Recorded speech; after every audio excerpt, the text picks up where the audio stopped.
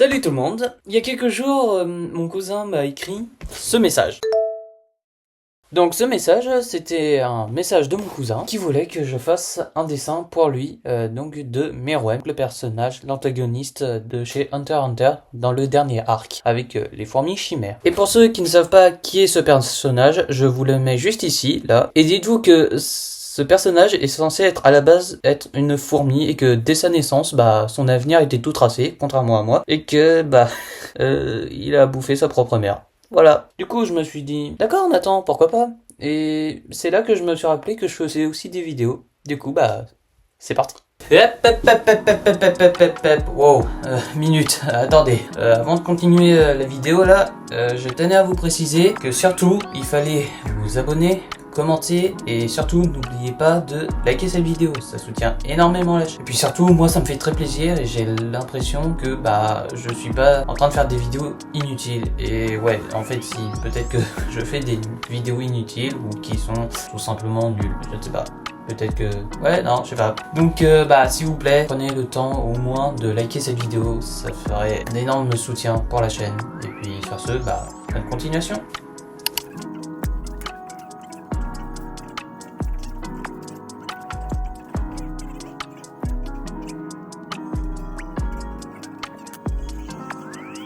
Et pour débuter ce projet, qu'est-ce qu'il me fallait? Un croquis. Et du coup, le croquis, c'est mon cousin qui me l'avait déjà donné. Je l'ai juste reproduit sur une feuille canson. Ne me demandez pas le grammage parce que j'ai oublié, mais de mémoire, ça doit être du 180-200 par là. Et pour la technique, je suis parti sur mes aquacouleurs que je m'étais acheté d'occasion, qui marchent honnêtement très bien. Et j'avais pris les références 225 et pour le vert, 188 pour le noir bleu foncé, 155 pour le violet, pour les parties violettes du corps de Meruem.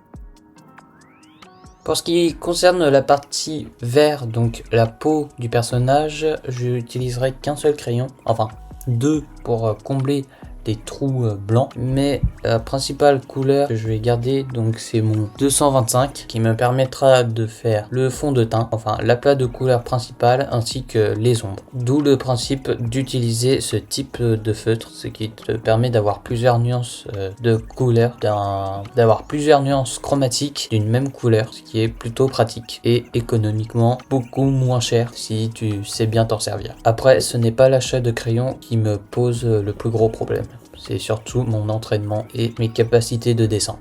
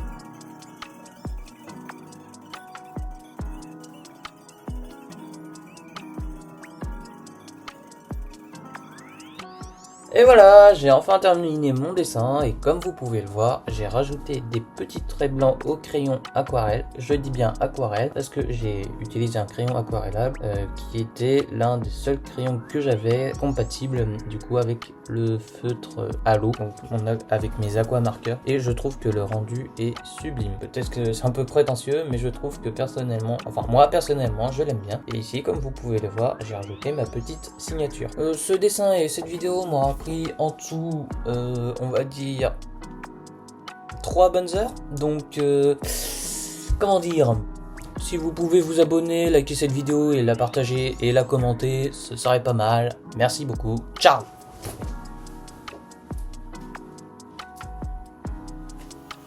Non, je plaisante. Enfin, pas sur le fait que vous devez vous abonner et commenter cette vidéo.